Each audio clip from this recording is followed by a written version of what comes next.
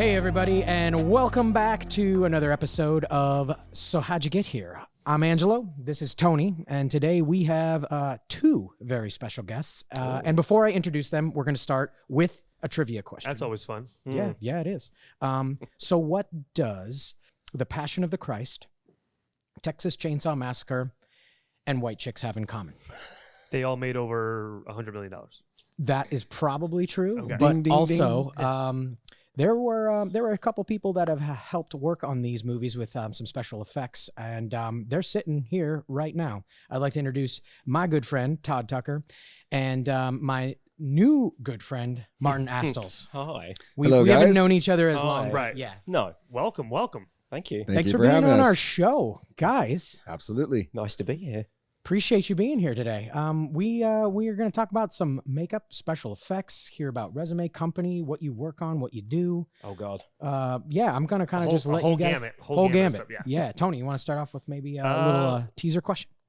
Well, I mean, we're here at Illusion Industries. I mean, we're kind of Paper Crane Studios is kind of in the back corner here of Illusion Industries. So Todd is essentially Illusion Industries. How did that get started? Well, I opened Illusion Industries with my business partner, Ron Halvis, about 10 years ago, I think it is. My background and also Martin's, we both have been special effects makeup artists for years I was a now. dancer before that. And a very good one. Yeah. Wow. What kind of dance? Just a table dancer, nothing fancy. OnlyFans before Yeah. OnlyFans. Yeah. Got it. Got it. We pulled him out of the strip bar. That's is what we right. did. You saw his talent. You saw his talent. I I got follow- it. So he you was saw my how ba- well he did makeup on the dancers, and you're like, I got to hire that guy. No, he was the dancer. That's the thing. He used to come to my bar. I followed him home. I've given him so many ones, it's ridiculous. Oh, boy. This is going to be a fun man. interview. This is not the way This I thought it is was the going to go. start? You know what? Nope, it's already recorded. Wow. I can't Okay, stop. okay. The train has left the station. All right, I will pick it up from there. Okay, so let me go back to when I met Martin Astles. Please. We're trying to figure out how long it was ago, but Martin and I both worked for the same special effects makeup company. We were both creatives, sculptors, designers, makeup effects artists. And a lot of times we would head up our own shows, and we became good friends. And then when I opened up Illusion Industries about 10 years ago, Martin came on as our key artist and designer and sculptor. And it's great because between Martin and myself, we can do everything from start to finish for the project and then go facilitate it on set as makeup artists or puppeteers or whatever needs to happen. So we can take multiple projects and Martin can go one direction, I can go the other, and we can just make a lot of great stuff happen. Now, were you art school kids? Like, were you always into this, or is it kind of like you fell into it, or you came out here to be one thing and then you're like, oh, I'm really talented at this? Yeah, I mean, I was an art school kid. I mean, I think my story was a little different to most people's because I was never hugely into film as a Okay. kid, you know. Interesting. I was always more into sort of art. Yeah. So I went to art school, but I got kicked out pretty quick. Can I ask for what? Yeah, of course. For table dancing. Yeah. No. I just, Lots of ones. yeah.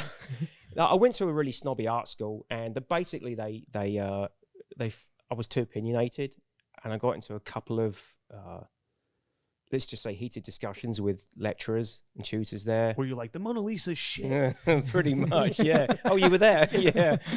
We've heard this story before. Yeah. So it just wasn't a good fit. And I think, because of the type of things I was into, like, I was into esoteric, subject matter. And, I was into film too, but I just don't think the art school really liked the things that I was doing. I was always doing art that was on the darker side, and they were way more traditional. So I did about 1.5 years on a degree course, and then they booted me out. Yeah, it was pretty unceremonious too.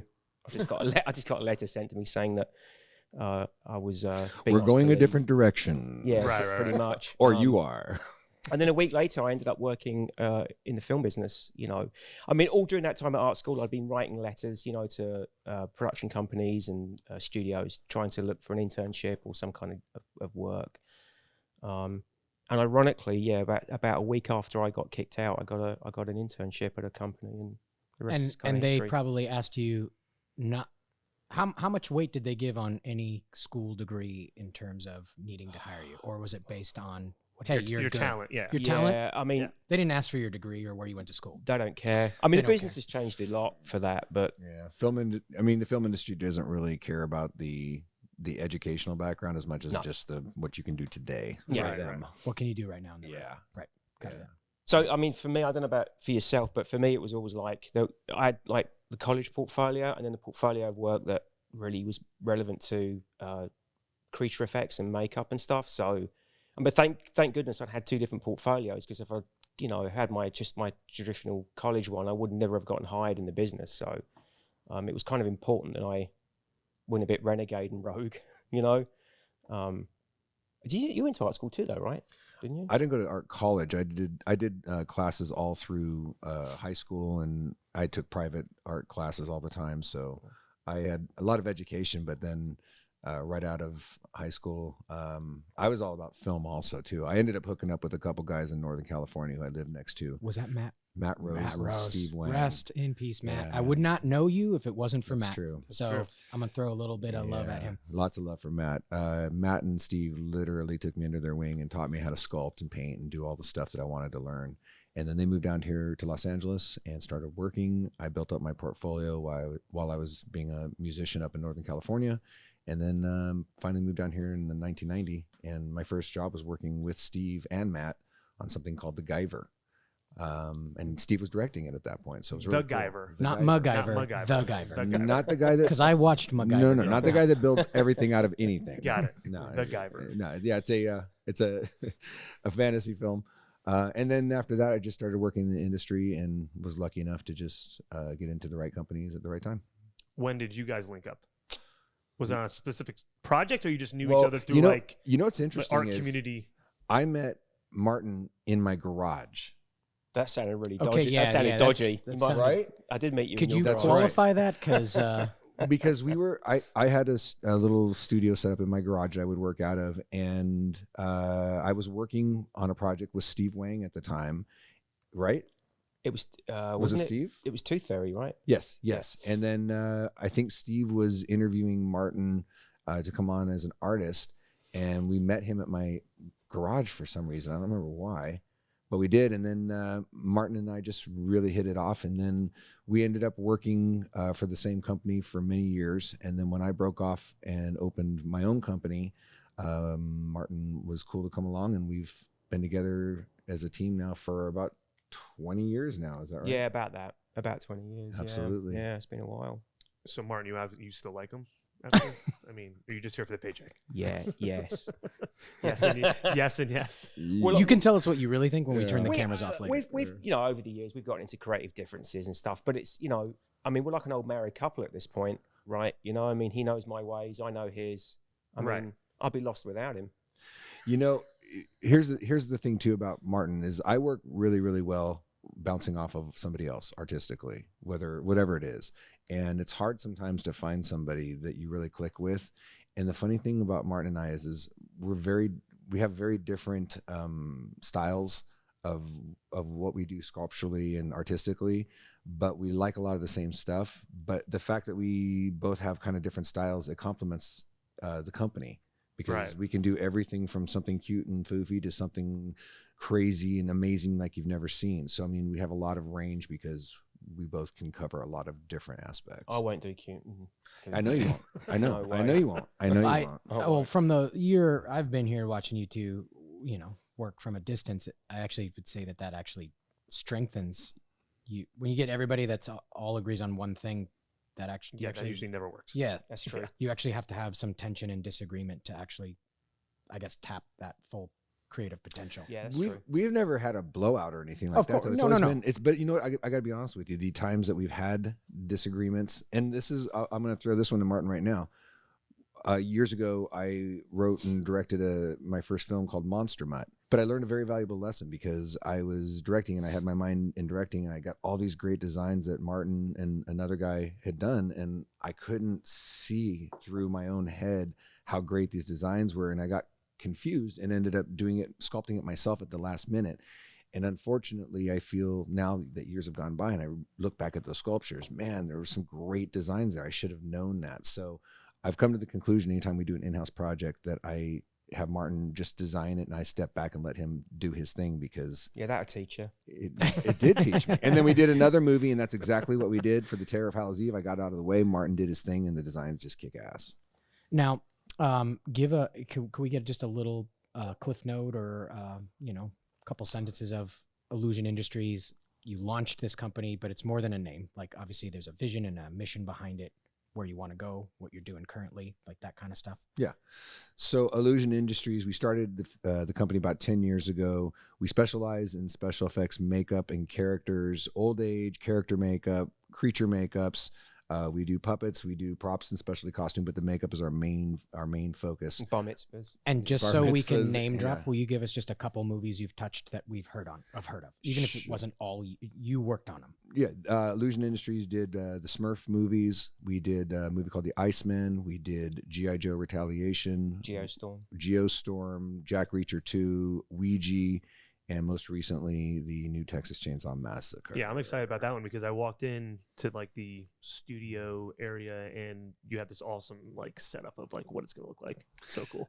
Yeah, we don't have the Leatherface character out because clearly we can't have it out because we can't show until that. the movie comes out. We can't show the No, character. they finished. You didn't mention the Greasy Strangler. Oh, and we did the Greasy Strangler. Well, No, I didn't mention it. on purpose, I think. Yeah. No, we did. Was that by the way, was that your table dancing name? Yeah. What? The Greasy, Oh, so you were there too, were you? Man. the Greasy Strangler? I remember You you guys now. know each other, don't Yeah. you? This is bullshit. You should bring this up beforehand. Well, I'm not used to seeing him without the mask Yeah. on. So, Or the wig. so Texas, God. all right, guys, we got off track. Question. So Texas Chainsaw is done filming, or it's in? Is it Bulgaria? Wait, where are they filming it? Texas. No.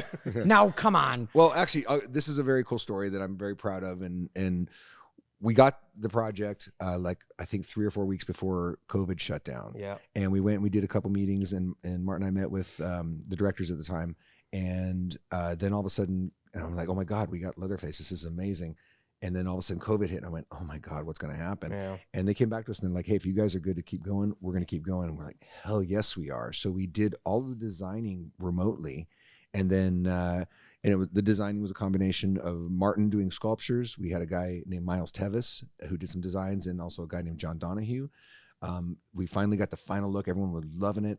And then we brought in the team and we built everything here at the studio, completely COVID safe. No one got sick. It was great. And then it filmed in Bulgaria. They only wanted to bring one person, and so at this point, made a lot of sense for Martin to go. He knows that brand, and he, sculpted the face. He was ready to rock it out. He went over there. They shot it, and came back, and it's in post right now. So, and it's gonna be because I would come in here before they shipped, and you had 30 masks up. And you walk in here in the dark, and it's the most terrifying thing. Like, all the lights go on immediately. It's a cool design. Yeah. Since this is the latest one you've done, tell the listeners a little bit how does that start? So you guys get a call from the producers and say, hey, like, this is the vision we have. We think you guys would be a good fit. Or do you send them like your past work, or they just know you?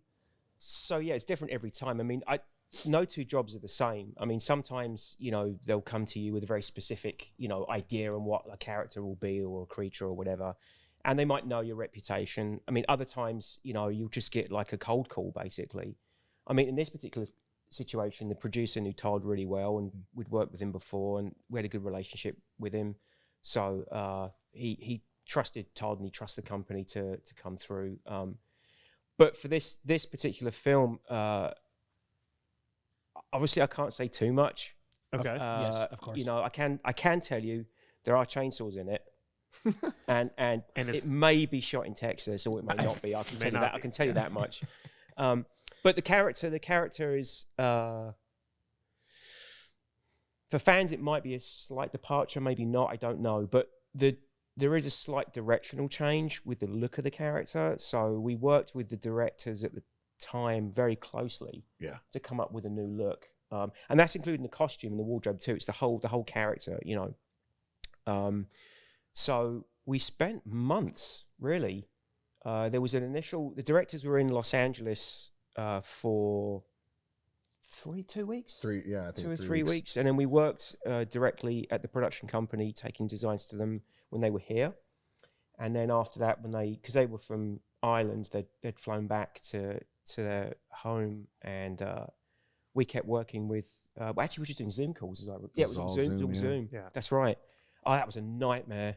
It's hard. You know, it is like doing Zoom is great if it's just a meeting, but when you're trying to do like design work or conceptual stuff, Right. and you know, Look what I just made. well, that's kind of what it is. You're just holding it up, you know, Yeah. just hoping. Little left. Yeah, Little yeah. left. Yeah.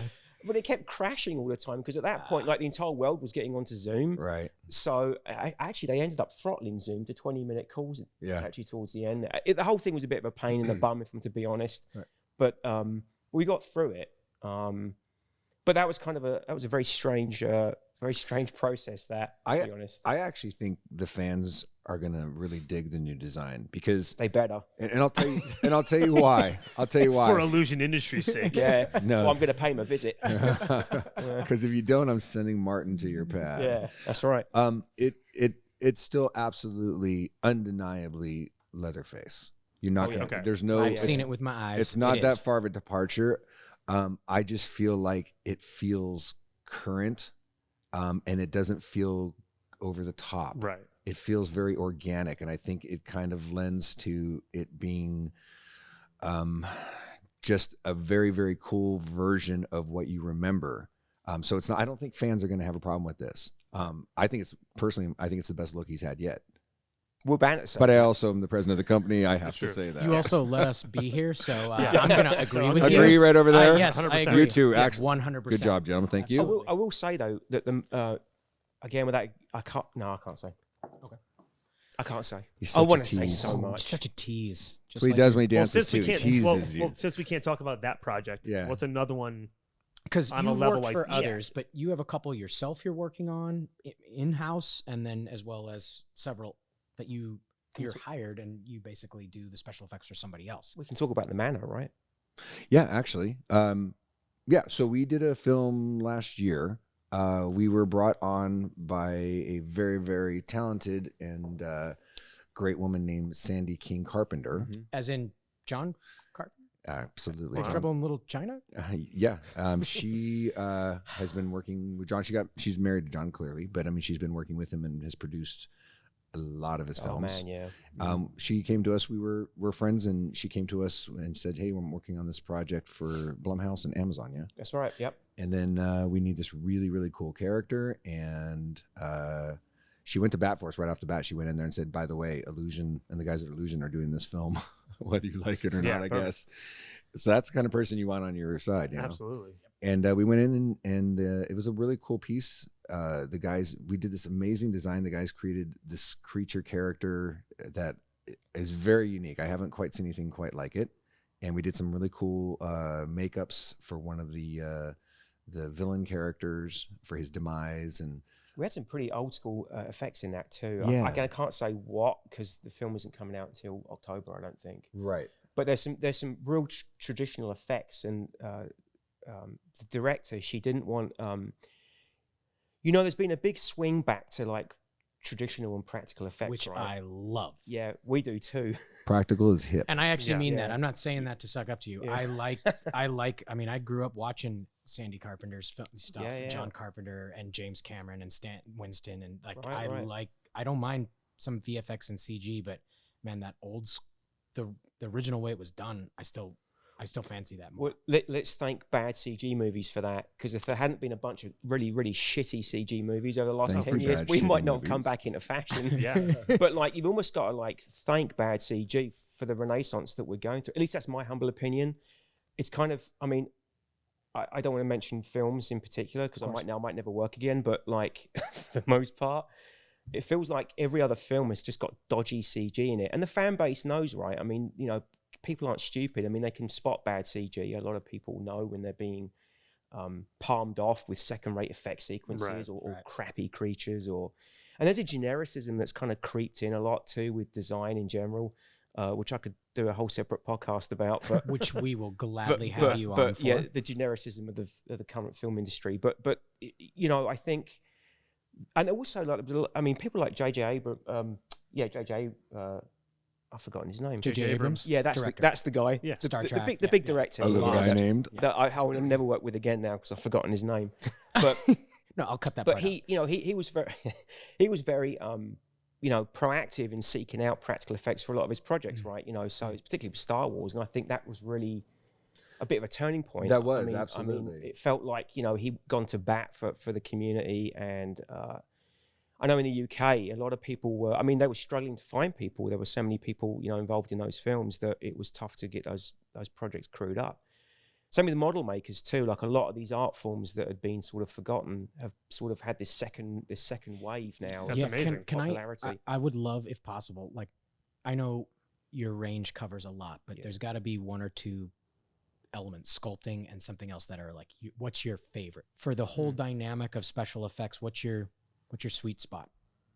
Both of you. I'll let you go that. Well, I know it's hard to name it to one, but give me a couple. I mean, I really enjoy, you know, the application process. I've got to work on a lot of great people and had great experiences. I enjoyed working on Smurfs with Hank Azaria because he's such a cool dude, and it was Gargamel. I mean, everyone knows that character, so it was really fun to make him up every day. I actually had a lot of fun on when we did Ouija, because we were working with Doug Jones, who's a friend of ours, and we worked with a lot of times, and we put Doug in makeups, and we came up with a great way of creating these full-bodied suits that you can do very quickly and get people in very quickly. So we developed some cool new techniques that we were able to use on that. And working with the actress, the little girl, she was great, and she was really easy to work with, and I had to do a lot on her. So that was a cool experience. I enjoy doing the makeup aspects, and then also designing and sculpting. I like it all. I like actually doing the whole process from start to finish. Well, the first time I met you was we did a face cast, and I was like, this guy's awesome. And that was with Matt. That was with Matt. Yeah, so yeah. that was my first introduction to you. That's right. Now, I've Now, walked Martin, past your door once or twice just as you're coming out. The hellhole. And I've seen the sculpture that's inside that looked amazing for like a half a second. And then you shut the door quickly so that no one could see it. Yeah, I'm like a filthy hermit. Yeah, I saw Like, it, no, but no.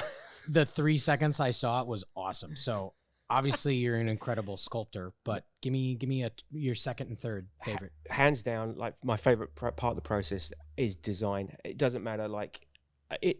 I mean, I agree with Todd. Like it's all important and it's all, you know, relevant. But it's the genesis. It's the creation point. It's the, you know, the bit where you have a pencil or a ZBrush. You like to break that Panel. ground first, like the first ideas, the first that's- concepts, the first. Yeah, and it's actually the meetings when like the clients come in and all the directors, you know, and we get to sit there and sort of brainstorm. That's the most important part for me. And that's the part I enjoy the most. So it's that initial communication. That's a real rush for me to sort of get into the mind of that individual. I mean, it's not always easy, right? I mean, at times it can be pretty painful. It's like giving birth. I mean, most projects, especially when you're designing, it's kind of like a breech birth. I mean, you know, the baby comes out sideways, you know. Thank you for that visual. Yeah. It's very good. That's what you'd expect, right? but it's difficult because, like, you know, often I think, especially with directors, like they know what it is. And I'll tell you, the worst thing I'll ever hear is I won't know what it is until I see it. Yep. That I want to put my face in a meat slicer when I hear that. That means you're doing 20 to 30 designs. Yeah. And you'll still never get it. Never. You'll never get it. And he'll go back to the first one. Is that because That's of a true. lack of ability to communicate usually on that person's part, or because they don't know? Or is it because they think Both. that they're really artistic and like they know what's going, like this is my vision, now you go make that happen? That is definitely not the case, but it is. That is definitely that's very true. Yeah. Sometimes too, if they don't know what they want, even if you put it in front of them, sometimes you have to go through the whole process of showing other things to make sure that it is what they want, the first thing you showed them. And usually you'll go through a bunch of designs and come back to that first thing. That's correct. Yeah. Mainly because we kind of know instinctually, once we talk to the director, we know how to lock in on that vision and then hopefully present them with the best version of what they want. And and even, you know, sometimes they'll give you a direction of what they think they want, but it's so similar to everything else you've seen that we always try to come up with an original spin in the design, so it's just not another cookie cutter thing. Right. I mean, there's one project that I've been working on here for the guys who did District 9, Mhm. and that was 5 years to get to the design that they're finally going to use. For the alien that was in it? Yeah. Okay. It's a pre-production process that's been going. Yeah, it's still development. It's in development right now, but Yeah. I mean that took 5 years and literally hundreds of designs, revisions. Yeah. So the long-term development time isn't the norm usually. Usually what will happen in a very quick turnaround is we'll get a script, we'll do a breakdown on the script, we'll identify what is the makeup effects that we would be bidding on. We'll sit down with the director and the producer and try to figure out exactly what they want to see. Then we'll go back and put together a budget based on the approaches that we would take to build everything. And then at that point, we'll put designs in front of them, whether they're sculptures or 2D designs or whatever, have them sign off on it. And then we start sculpting that design. After it's sculpted, it becomes molded. We then run it in whatever materials it needs to be ran in, and then we will go on set and facilitate it if it's a makeup, if it's a puppet, whatever it ends up being. So we basically go through that system every time we do a film because we facilitate it from start to finish, Right. until the movie's been shot. So we're a one-stop shop in that respect. What happens when you're actually on set and they were like, no, we need to change that, or we don't like that? Like, I know we've had this conversation about Passion of the Christ, Mel Gibson. He wanted you to make something, you made like 1,000 things, and he comes in, he's like, no, like that over there, and then it was like the smallest little. One thing that was interesting was we did the first Smurf movie with Hank Azaria, and then when we went to do the second one, we pulled out the same molds and ran the same nose. And once we went and started filming, Hank had lost enough weight that the old nose didn't look right on him now at all. So we had to quickly, Martin was resculpting the nose here while I was in Canada on set. And the ears. Shipping them. Oh, and the ears too. Yeah, everything. That's right. Because everything looked way too big once he had lost that weight. Yeah. So, and we were at the beginning of shooting. He didn't lose the weight for the role. No.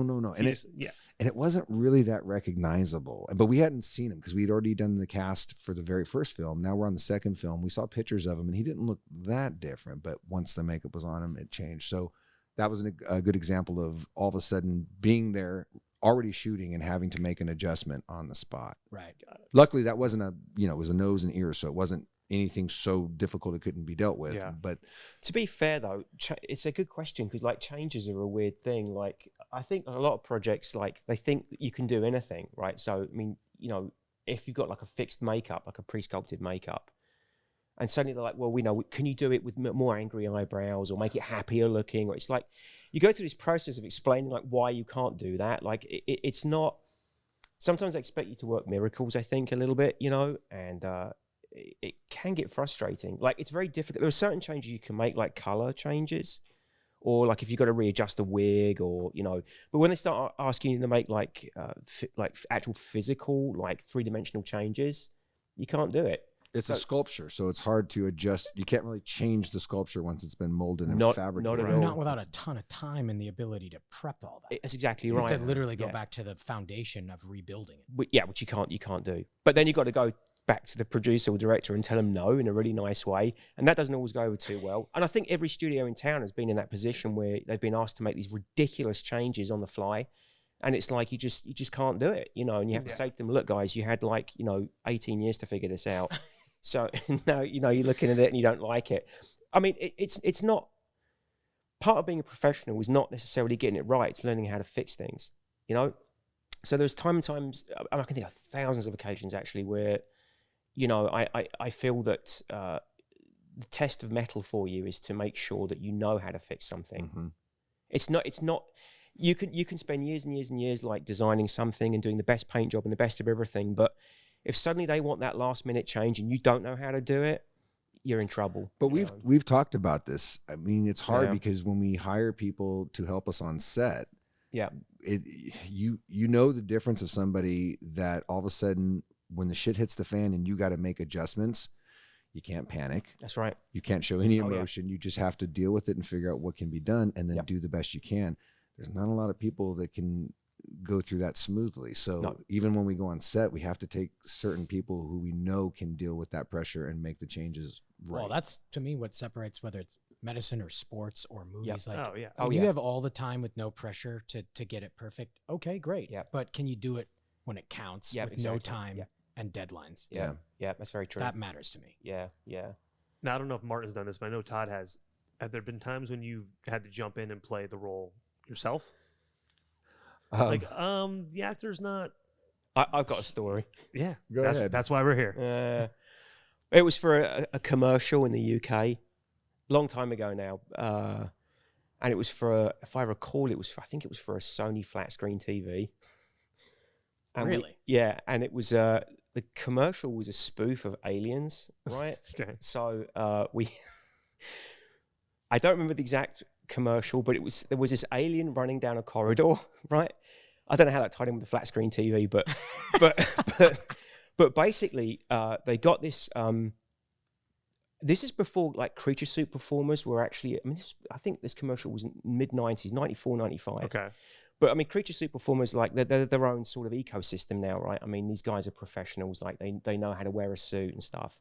But I think sort of there was a period of time there where you just sort of hired a stuntman or somebody in the studio would actually play the creature or character. But in this particular instance, they got a guy, I don't know who he was. They cast some guy. He'd never worn a suit before, and it was the first day of the shoot.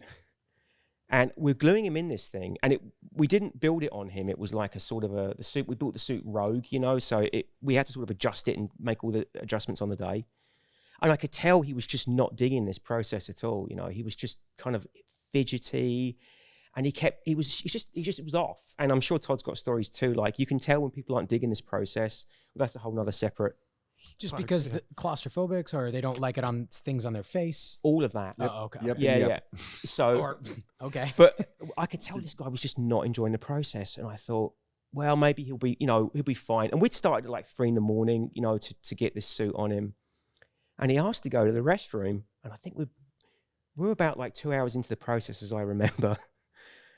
So he goes off to the restroom, and the only things we hadn't put on him, I think, were the hands and the head.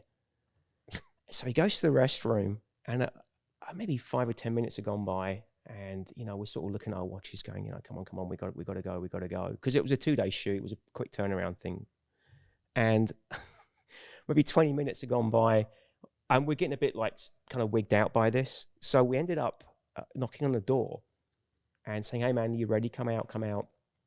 No answer. So we thought maybe he's collapsed, maybe he's got a medical issue. So we opened the door. He'd gone through. He bounced on he Come on. He'd taken the suit off, gone through the window in the toilet, escaped, and cleared off. So we were left there with the suit on the floor in the toilet. We were like 3 hours away from this shoot, and no suit performer. So yours truly here had to get in the suit and play the alien. Do we have that footage anywhere? I'll try to find that for you. Please send me that footage. You're never going to see it. Yes, I will. Todd, let's talk later. But the funny thing is I'm only about 5'6", and this guy was like 6'4". So they had to like Dutch the shots to basically I think in the original commercial the plan was that this guy, you could see him in like a full-bodied creature suit, but in the final commercial it's just like the head and the hands, because I didn't fit the suit whatsoever. Right. So I looked like a sort of a little old man in this kind of giant oversized suit. But yeah, that was not a way to sort of like bridge yourself into playing a creature, And that's how Martin became SAG. Oh, is that Yeah. is that how it happened? Yeah, that's exactly how it happened. I had a very different. I went in by design. I wanted to play creatures. Show off. And yeah. But it's true though, because there's so many people can't handle being in these suits that you really have to have a certain level of Patience or mental? A lot of things. I think it's Patience, mental. You got to be able to. Because even when you did the face cast on me, I'll throw up a little GoPro footage of it. Like you were very like, "Are you okay? Is everything all right? Can you hear me? Is it?" And you explained how it gets warm. Like you walked me through it. Yeah. And I'm like, this guy's really taking care of me. I don't know why he's. He Because doesn't people probably normally freak out on you. I normally walk out the door and come back after lunch. Yeah, but, I don't know. he was drawing things on my. It's because you were here with Matt. I was giving you special attention. Thank you. Right. It was very kind of you. But I mean, those suits are really hard to wear. Those makeups are hard. You got the lenses, the teeth, and it's hard for people to do it, and a lot of people freak out. So I got into it years ago when a guy named Brian Steele, who is a major suit performer, had a company called Creature Boy, and there was like 15 people in the company. I was one of them. Doug Jones was one of them, and we were kind of a specialist in wearing creature suits and body movement and all that kind of stuff. and I got to play a bunch of werewolves and a bunch of characters on Charmed. And I actually made a special deal with the producers of Charmed because they wanted all these like full body creatures and all this stuff, and they didn't have the time or the money. So I offered myself up because we could reuse my body cast, my head cast, my teeth cast, and all that stuff. So I came up with a niche of why you had to use me, whether you wanted me or not. That's exactly. Are there other guys like you in Hollywood that can do both? There's a few people that are creature performers and also can do effects behind the scenes. There's a few of them. Are there? Okay. There's a few of them, and there's a lot of people who have played a monster here and there. But it's not easy. It's not easy. And a lot of actors, actually for a while on Charmed, they actually had me work when I wasn't playing a creature. If they knew it was going to be an actor, they'd have me work with the actor and kind of, just kind of help them through the process with the makeup if they were, having trouble or whatever. That's a big thing with playing a creature too. Like I think often you got to think it's the performance. I mean, there's the process of getting into the thing, right? The suit, and there's the psychology of not freaking out and getting claustrophobia, but it's also like understanding the performance of a creature and the sort of getting into the mind of what that character may be. I think a lot of actors kind of struggle with that a little bit. Creature effects people are nerds, right? So like for the most part, they kind of know what they're building. They understand that creature. And when you build things, I'm sure it's the same for you. You kind of act it out a little bit as you build thing, So by the time the thing's finished, you got it in your head as to what this thing is, right? So it's a bit, sometimes you do have to, with certain actors, you got to coach them into it. In fact, sometimes the directors ask you to do it. They ask you to, help, the individual find that character. I mean, it seems like years ago they used to do that more. I mean, maybe not so much now. They focused on that a lot more when they had a lot more practical creatures before they were doing a lot of the digital stuff. Right. Mm-hmm. But it's also too, I mean, what would end up happening all the time, whether I was putting someone into makeup or if I was in the makeup, a lot of times they put you in the makeup first thing in the morning, and then you sit there and wait through lunch, through the day, and then they get to you at the very end of the day. So you've been sitting there, or you're maintaining someone. So, and then you're expected to not only jump up and perform, but you got to do it well. You've got to have a certain level of acting through the suit that actually gives a performance. Otherwise, it's just a big rubber thing jumping around. Yeah. So it's not easy in a lot of respects, and a lot of people, I can see why a lot of people wouldn't want to do it. It seems easy on the surface. It's the weirdest thing. I mean, a few times I've done it, it seems easy, but it really isn't. Puppeteering too. I mean, that's a very difficult thing too. I mean, when you're like this, with your hand up for 10 hours a day. Well, sometimes a lot longer than that. The guys that did those Muppets, I mean, I'm convinced that they were not able to feel their arms from the elbow down for probably 80% of their career. Yeah, right. Yeah. Well, now you originally came to LA, if I remember correctly, to work. You wanted to work with Jim Henson. Yeah, I was a huge Jim Henson fan. Nerd. Uber nerd. And I actually was getting prepped to move down here. Matt and Steve had already moved down here and were opening doors for me. And they opened the door for me to go meet with a guy named Kirk Thatcher, who does a lot of stuff with the Henson group. Kirk's awesome. He's awesome. And he, and then 2 weeks before I was moving down here, Jim Henson died. And I just lost my shit. I was like, you got to be kidding. And I came down here anyway, and I ended up going to the studio and meeting with Kurt and seeing everything. And I don't know, I just kind of felt weird that he wasn't still there. And I took a job somewhere else, which I had longevity at that job for a decade. So I made a good call. But the stuff that Henson's does is amazing. Those guys are really, really talented. And Jim Henson and Frank Oz really took puppeteering to a level that really hadn't been done to that point. They made it very personal and real. Made it legitimate, actually. Yeah. Yeah. And unfortunately, puppeteering has kind of disappeared a bit because of CG characters and all that. But it's coming back though. I mean, the Dark Crystal, and 100%. And even Star Wars. I mean, they've gone back to traditional ways. Because I grew up Labyrinth. Dark Absolutely. Crystal. Like those were the movies that I. There was a lesson learned with digital Yoda, because the real Yoda was so simple, but it lived. And digital Yoda, everyone was like, and then all of a sudden, and the reality is when, practical effects all through the 80s and the early 90s was the rock star. Everyone loved makeup effects and creatures and puppets. And then when digital came in, and I remember the day it was, we went and saw Jurassic Park, and that was a changing point. And when that happened and everybody got all excited about digital, no one cared about the practical effects guys anymore. And everyone kind of took a back seat to digital. But then digital maxed out and got to the point where they were making movies that were digital heavy, but they didn't care about story or anything that is a real part of making a movie. Right. It just became visual. Yeah, spectacle became. But we maxed out. I think we're now, like Martin was saying, we're on the other side of that now because that's already had its time, and now people are like, what's next? And practical stuff, practical elements back in film is what's cool now. And and you're right, it was Star Wars doing all those practical characters when I saw the shift of everybody and directors going, no, I don't want to go digital. We want to go practical. We want to go old school. Yeah, it was The Force Awakens. It felt like there was such a buzz about the fact it had gone back to, or you know, J.J. Abrams had wanted to go back to sort of practical effects. I mean, it was exciting, you know, for a lot of people in the community. Yeah. It looked a hell of a lot better. Also, No, I mean, even the Mandalorian now, they've reworked the whole background with the LCD panels and the whole grid, but they still bringing back. It's like they've pulled the best of one element, whilst retaining the other. That's exactly right. That to me is the best looking thing so far. Yeah. Both Martin and I worked on The Passion of the Christ, and it was a great learning experience because we had the company that was doing both the visual effects and the practical effects, and we got to combine it all. And the thing is there is a perfect marriage of practical and digital if you understand how to utilize the practical as the base and then build off of that where needed for the digital elements. Now, am I right when back to The Passion of the Christ? I think I've heard you tell the story, but you actually you did a visual pass and it didn't look as good when it was just visual. So you actually suggested, let's do it practical and we'll cover it up with the visual and then remove it to reveal the practical. So, or something like that, right? Yeah, there was a team of people that were from the practical side and from the digital side. And on the digital side, there was a guy named Ted Ray and Josh Logan. And they were kind of heading up everything digital. And then it was myself and a couple other people working on the practical side to kind of combine all this stuff. Right. And the digital, we were talking about the wounds and how a slash would happen, the flogging.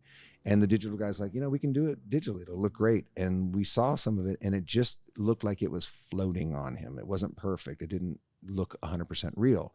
So we all sat down and we said, why don't we try doing actual wounds and then covering it with digital skin, because the skin won't be as easy to track that it's not, you know, there. It'll be much more easy to sell. And then we just take the digital skin off and then see the movement and the glisten and all the realism. Is there. He swings the fake flog that's not really there, and then you remove the digital cover up to reveal a wound. Correct. And that worked so much better. But it was it was a process of elimination by going through and seeing what didn't work, and then just thinking as a team of digital and practical guys as to how can we combine this stuff to make it work. And you had to solve that in real time. It wasn't like, you know. Well, we worked with Mel. We did a lot of the post-production with him also. So this was all during post-production at that point. Okay. Yeah. It's a great experience though, because it really, for me as a filmmaker moving forward, I got so much experience out of that I know how to combine that stuff for our own in-house projects. Right. And then both Martin and I get pulled in all the time to interact with the digital departments on feature films when we're doing makeup effects. So that's more the case. It's more than ever now. I think directors are looking. I mean, even actually on Texas, I can say that, you know, I had to work really closely with this guy Chris Ritvo, who's a really super talented CG guy. But him and me on a lot of occasions had to work together to come up with practical solutions to things. And I think directors are sort of expecting that sort of marriage now. I'd say the last couple of jobs in particular, you know, we've been sort of like flung with the CG people to sort of figure out these sequences. It's not like a written down thing. It's not like we're expected to do it, but we are expected to do it now. So I think, you know, I would say this too, actually. The interesting thing with a lot of this renaissance that makeup effects and creature effects is going through is great, but there's a couple of downsides to it. One of them is like, there was a gap there between like Jurassic Park and Star Wars, where there was a generation of film directors coming up that just don't know how to deal with makeup effects, right? So now a lot of these younger directors, and I won't mention names, but like a lot of them, they tell us after. Oh, I'll tell you. Okay, thank you. A lot of them, like, they love the practical and the tactile aspect of makeup effects, but they don't know how to shoot makeup effects. Because, you know, back in the 70s and 80s, like, part of being from that school of director, you had to understand how to put an effect sequence together. You know, I mean, people like John Landis or, you know, George Lucas, I mean, Steven Spielberg, they understood I mean, particularly John Landis. I mean, they totally understood makeup effects, right? So that's when you get things like American Werewolf in London, because it's a perfect marriage between practical and director. But this generation that had come up don't really understand how to do makeup effects, so they kind of look to you to sort of figure it out, which is a weird position to be put under, because really it's not my vision of that film, it's their vision. So a lot of you expect to be told by them how to lay this thing out, the sequence out, but they don't know. And that can be problematic at times. I actually, when I saw that this was becoming a major thing across the board, because there was that time frame when, you had so many directors come in that would be afraid of practical effects. They didn't understand it. So I used that to my advantage when I started directing. I used that to my advantage, and I would come in as a second unit director and shoot a lot of the practical effects, so they didn't have to worry about it. And I saw that niche, and I'm like, okay, great. Let my company make the effects. Let me come on and direct those scenes for you that you don't feel comfortable. And that was a great way to get the ball rolling for me, because I saw that issue that was ongoing. Yeah. Can you tell with what I don't know what you're allowed to share, but can you give us a practical effect story from set? Either it went well, or something happened and you had to pivot, or you've told me several stories off camera. I don't know if you can share any of those, but something memorable. I've posted this. For me personally, when we were working on The Passion of the Christ, we did a makeup test for the Judas demon. And it was just a real quick flash of Judas seeing something in the shadows that scares him. Originally, Mel said he wanted the Judas character to look very diseased and leper-like. And we did a makeup test on one of our guys in the shop and shot it, and Mel didn't like it. And I just remember getting somebody knocking on my office door and going, "Hey, Mel wants to talk to you. He's not happy." I was like, "Oh, okay." And I went into his office, and he goes, I'm not happy with this." And I'm like, "It's what you wanted, right?" And he goes, "Yeah, but now that I see it, it's not right." And I go, "Well, what would you like it to be?" And there's all these designs on the wall behind him that we had done. And he pointed to this one thing that was in a shadow. You could barely see it. And he handed it to me and said, "Go make this."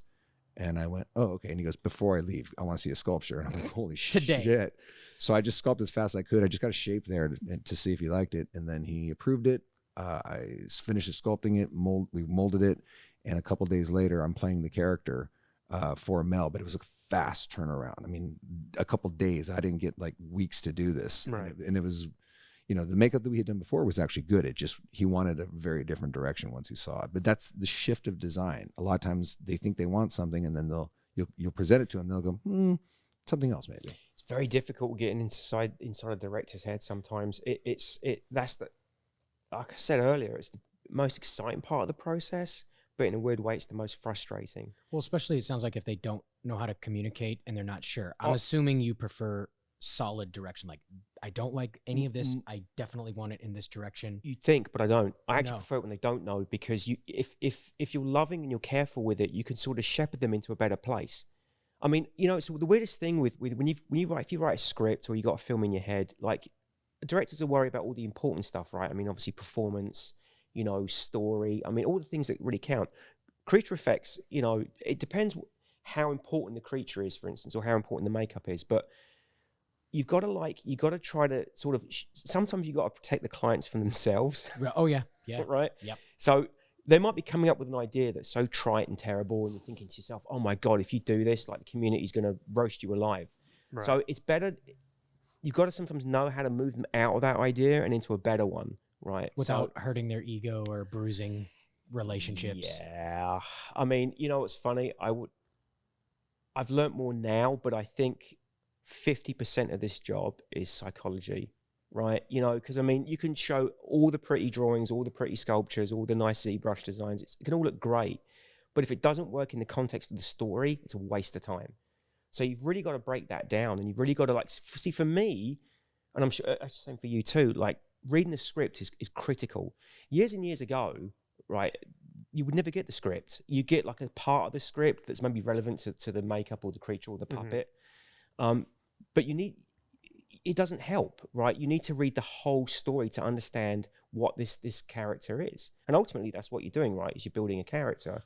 So I think for me to read the script, mull it over, and then come up with designs is a way faster process. And generally speaking, you're going to have a better result presenting a design to a client than just sort of like getting one page from the script. I mean, there are certain movies I've worked on where you just get one page, you know, and it's very difficult because, you know, then that's when you end up doing 3,000 designs. I mean, The Mask 2, that was a perfect example of like a film that Todd and myself had worked on.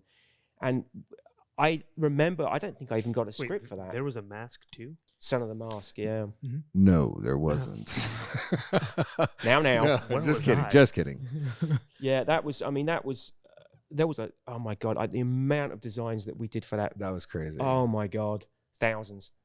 Yeah. Thousands. But See, that to me, as from a writer's side, tells me they don't actually know really what they want.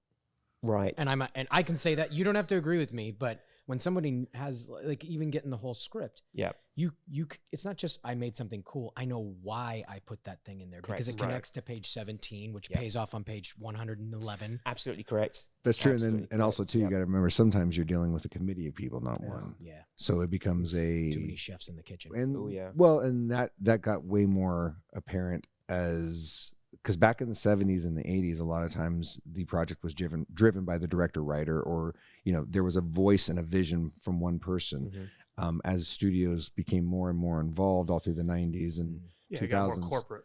It's a much more corporate situation. So there's a lot of people that have to sign off on stuff. So sometimes the vision can get a little blurry. Well, there's demographic, right? That's a word I never used to hear years ago. Like, you know, you have to, you know, they isolate the demographic that the film's aimed at, and you've got to please them, right? Fit that pocket. And that's fine. I mean, that's modern filmmaking, but it makes the design process way more complicated than it should be. Because for me, like, there should be a certain amount of like, you know, you're free-forming, right? You should sort of like find your way there slowly. But there are certain and I'm particularly talking with larger studio projects, you know, that there's certain things you have to, or criteria that you have to hit, you know.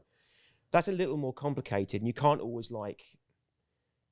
come up with magic if you've got rules and regulations, right? I mean, the independent stuff that we've done, I mean, we did this project here a couple of years ago called Daniel Isn't Real.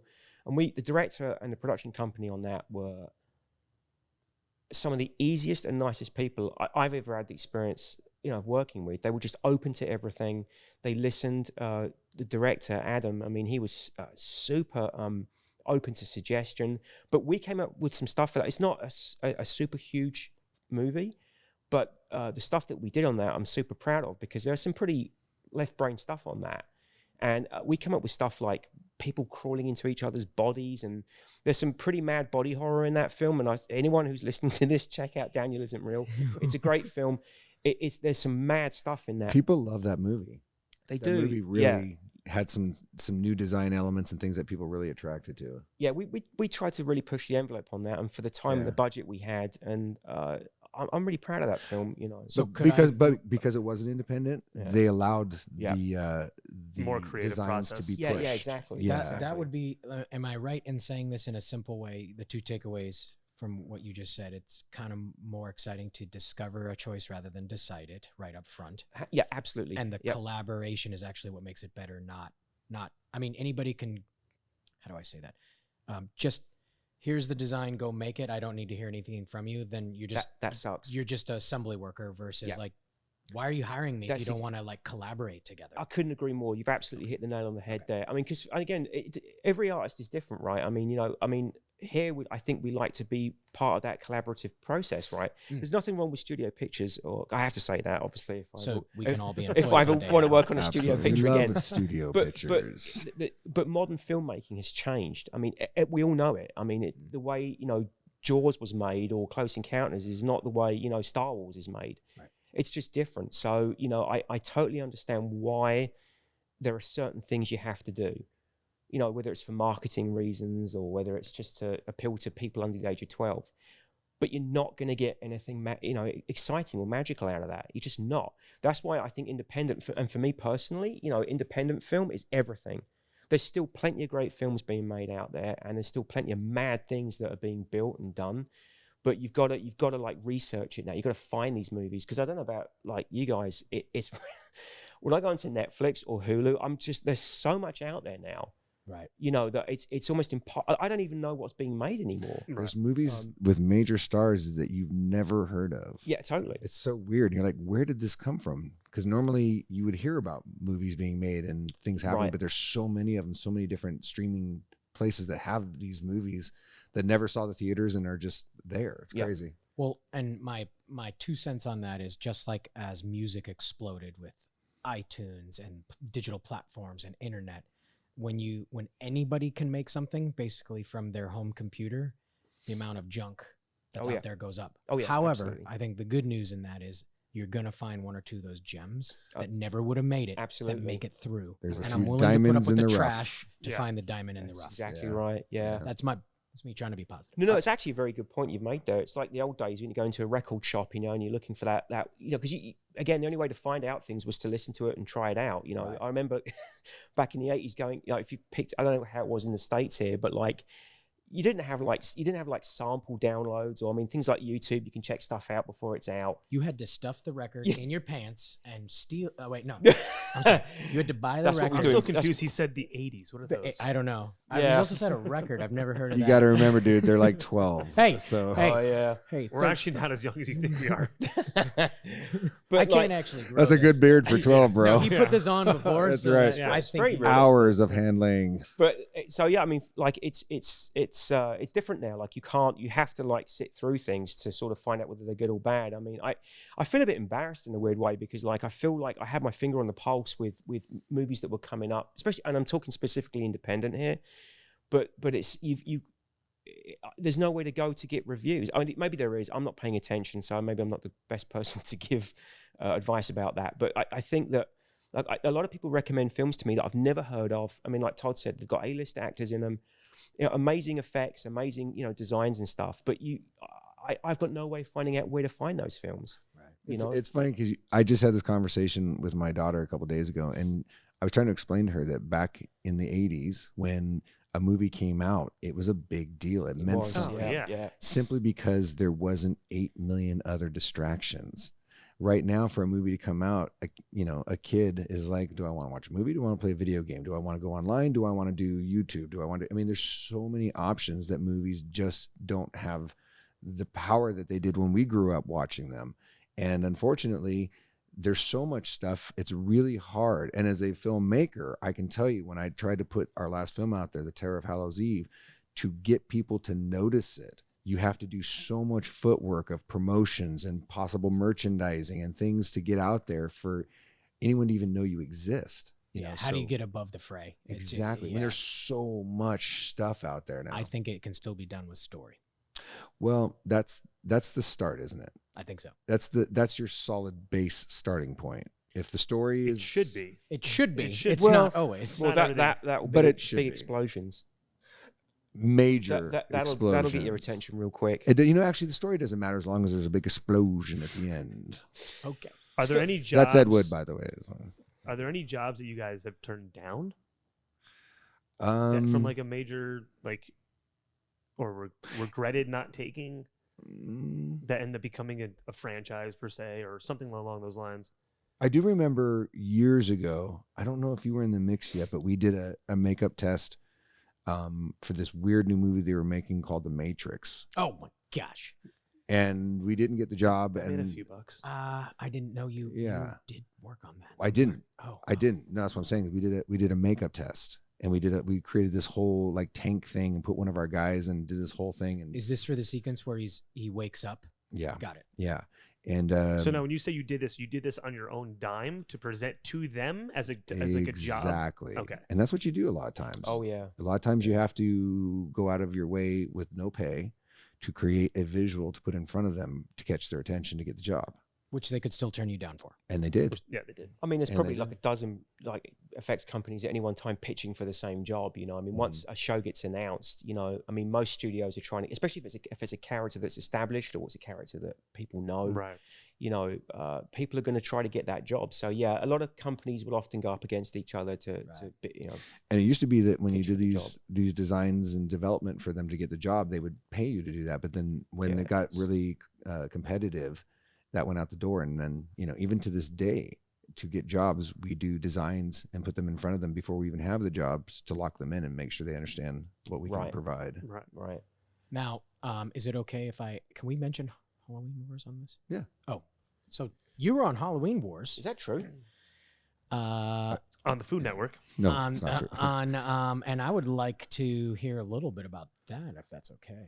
You know, it's funny because I remember watching Halloween Wars before they called me, and I was watching the guy in the middle chair where they were going to put me, and I was like, I think he was an effects guy, and I was like, well, why? You know, he seems it didn't seem like, you know, there was a lot of energy there, and when I got on set, and they were only going to have me for season 7, and when I got on set, I saw them wrapping the host Jonathan Bennett in toilet paper to make him look like a mummy for a skit. And I was like, guys, and I had a little mic. I'm like, guys. What kind? Was it double ply? Triple. Oh, okay. Triple. All right. That was their mistake. I felt bad for him. I'm like, guys, if you need some production value with things, let me bring some puppets and some makeups and just give you guys some fun stuff if you're going to be doing all these skits.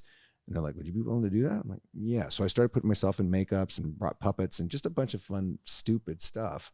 And that was season 7. And then they called me for season 8 and said, hey, would you like to come back and do the same thing? Their numbers went up quite a bit, and they actually really found the show at that point. Like, they figured out the pacing of the editing and the music and everything, and then we just brought some additional production value to the board, and it was just a lot of fun. It just took them 7 seasons. And then you rode that all the way through, right? Yeah, I was on season 7, 8, 9, and 10, and they are now on Discovery Plus streaming, so you can actually go see all seasons and all episodes. Now, I know you guys are constantly working on like a million things here as far as effects, but you recently wrote something that you're super excited about, that you're trying to get a cast together. Are we allowed to talk about that? I think we are. Yeah, I can. Yeah. Yeah. I want to know like what you're doing now. What's the latest? Are there any makeup effects in it? There are. Yes. No, we're going to work. I'm going to talk to you later then. Yeah. No. You will. No, you've already done the design, so you know. You've been working on this for years. You just didn't know. Yeah. You were actually pitching to Todd. You just didn't know. You cheeky bugger. That's right. No, we did an in-house project a few years ago that did really well, that I wrote and directed and we produced in-house, called The Terror of Hallow's Eve, and we got John Carpenter music in it. We got Doug Jones playing stuff. It did very well. It won a bunch of awards, kind of set us up for doing it again. So right when COVID hit and everything got shut down, I started developing this rock and roll comedy, and actually put a real band together of some rock stars and people that are really, really good, and actors. And you played the drums, and you actually I played cast the myself drums. as the drummer because I just wanted to play drums again. There you go. So on top of all the other things that you do that are very creative, you also do music. I beat the hell out of drums, yes. But anyway, so we put the project together. We put together a script, did 7 revisions of the script to make it just really tight, and we are currently out pitching it to different studios, and I just got some great news that I was able to attach the band Foreigner to the band. Yeah, I mean, that's kind of rare to be able to get someone like that attached when you don't actually have a deal in place. So they were very cool. So we are taking meetings, and I'm pushing to get that off the ground. Martin is in the back doing sculptures for a number of different projects that we are pitching for. And taking naps. That's why the door's always closed. Oh, no, I'm not taking naps. I'm sorry. We'll talk. Yeah. Martin, how long do I have to be here in this building before you allow me to see behind that door one time for 30 seconds? Dude, I can't even go in that room. I've got to shovel all the crap out of the way first. Well, that's because you make him work on stuff and you don't tell him what it's for. Have you seen Hoarders? Seriously, I have money. You know what? I'm gonna say something though right now, and I'm plugging this not only for the company but because it's actually real. There's a lot of great sculptors in this industry, and they all kind of have their own niche. But one thing I'm going to brag about Martin. Martin is doing some sculpture design of things that I've never seen before. And it's not just in design, it's in technique, where you can actually see inside of the sculpture and there's sculptures within the sculptures. I'm not sure how the hell he does it, but I've never seen anything like that before. And Martin also, as a sculptor, is amazing because he can do everything from one design look to another design look, where a lot of sculptors are kind of stuck in their own niche. So for us as a company, we're very, very lucky to have Martin on board and creating this stuff. Oh, bless. It's true. I He mean, said, Todd he Tucker said there's I only a s- hand. You weren't in the room, but when you weren't here, he's like, him and Matt and maybe one other person are the top sculptors Oh, bless I've his ever heart. seen. That's very sweet. He's my manager and Everyone my here is confidant. now teary-eyed. Yep. 10%. Sorry, I didn't want to bring it down. I just That was a very nice thing to say. I appreciate it. Cool. Now, can we see inside of that room, please? No. God, you bastard.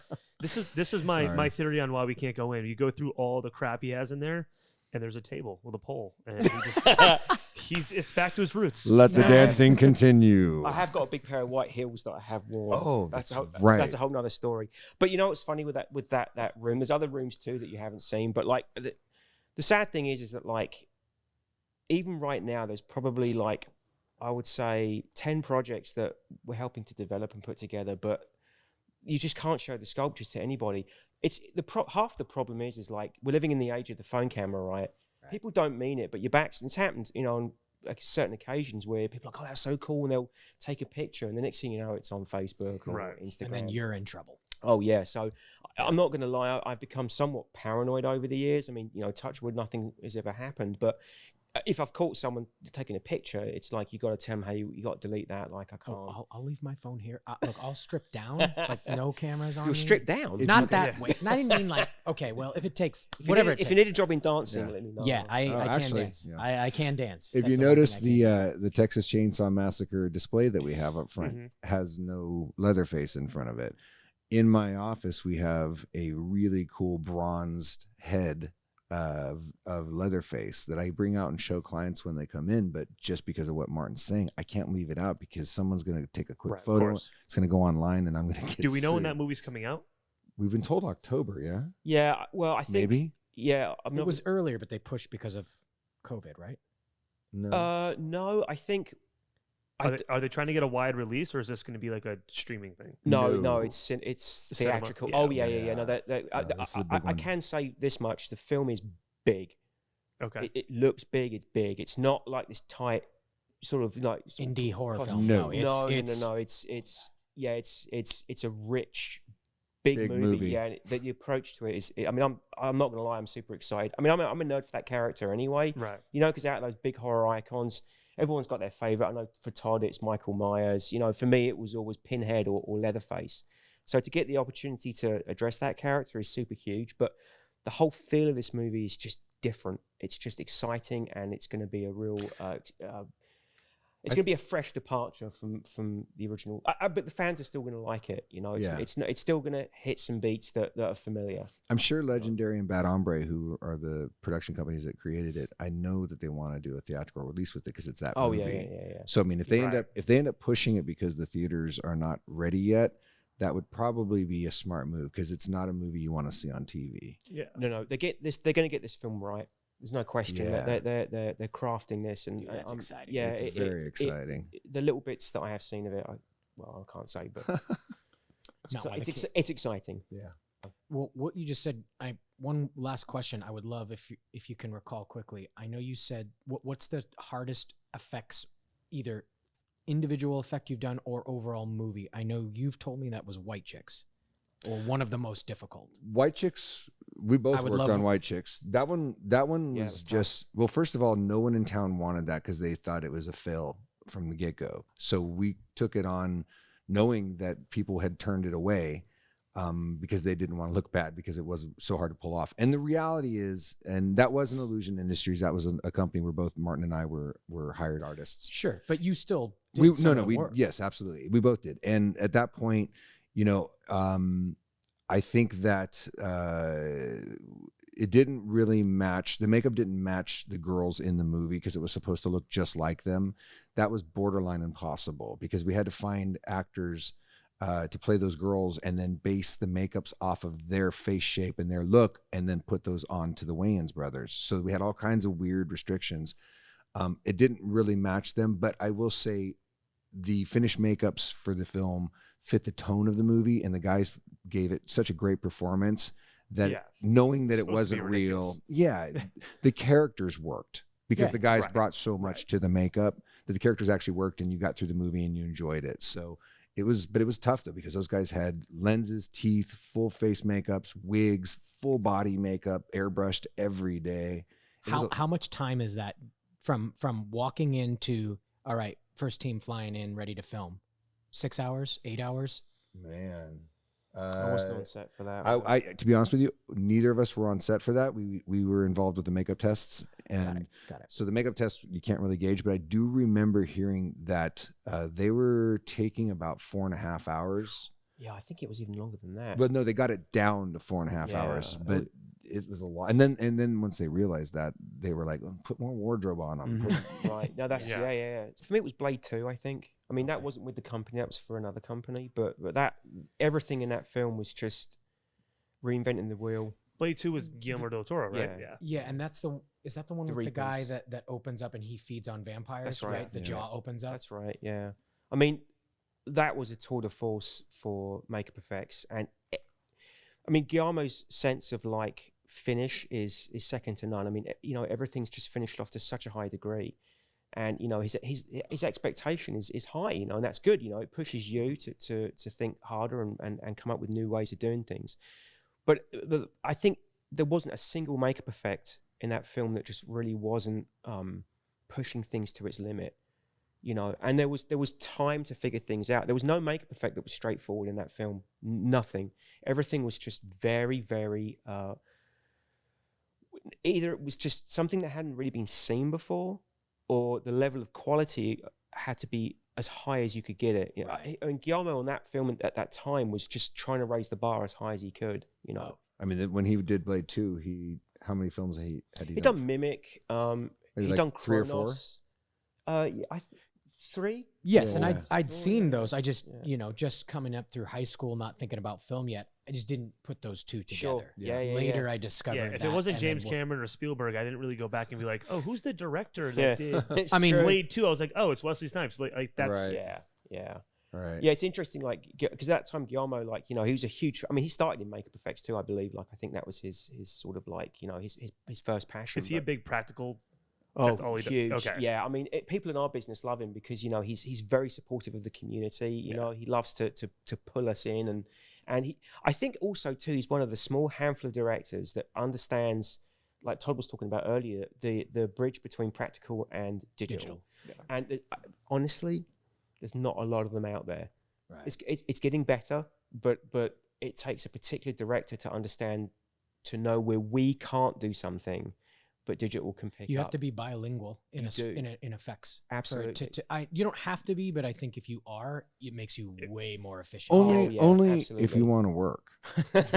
Yeah, exactly. All right. Any final questions? No, man, thoughts, I learned comments, so much today.